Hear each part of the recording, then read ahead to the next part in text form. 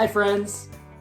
As I mentioned yesterday, we are pulling up carpet and pulling down wallpaper and painting the walls of the bedrooms in the upstairs of the parsonage. As is so often the case, in order to spruce things up, we have to make a bigger mess first. Last night I was wiping down the woodwork and the floors of the room that's already been painted and the carpet's already been pulled up. I was up close and personal with the baseboards, and I could see every nick and every scratch and every paint splatter since 1905. With a lot of elbow grease, I got most of the paint splatters off. The floor, however, is a different story. Whenever they painted last, they knew that they were going to cover up the floors, and so there are paint spots and paint rings all over the place. And I'm afraid there's no amount of elbow grease that's going to be able to get those out. Now, when I stood back and looked at the baseboards and the floor from a distance, it looked pretty good. But when I got close up, I could see all of the nicks and the spots and the imperfections that no amount of work could remove. Even though the room, and the entire house for that matter, isn't spotlessly clean or in perfect repair, we still value it.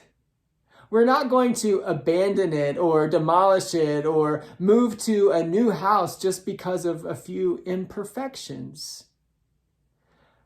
I think God values us in a similar way.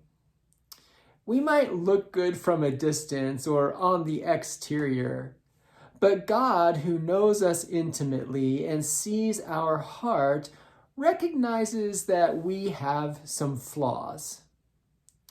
Some of those flaws we can work to manage, if not erase, but others no amount of work can remove. Despite the scars of our past, despite the stain of our sin, God values us. God does not abandon us or give us up for lost. God does not trade us in for a better model.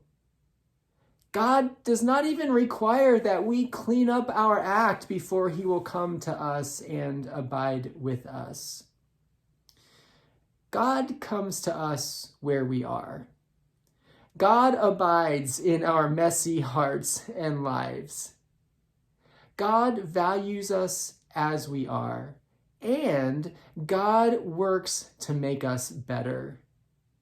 God has the power to heal our hurt. God has the power to forgive our sin. God has the power to wash us clean as many times as we need him to. It's true that we bear some responsibility too. But until we realize that it's not our work, but God's grace that makes us valuable and acceptable to him, we won't be able to experience the joy and peace and freedom of faith. So the next time your house is a mess, offer God a dust rag. He may not clean your furniture, but he can certainly clean your heart and soul. And in the process, reveal a person of beauty that you may not have been able to see yourself. Thanks for listening. And if you want to bring a dust rag to my house, come on over. I'll see you again soon.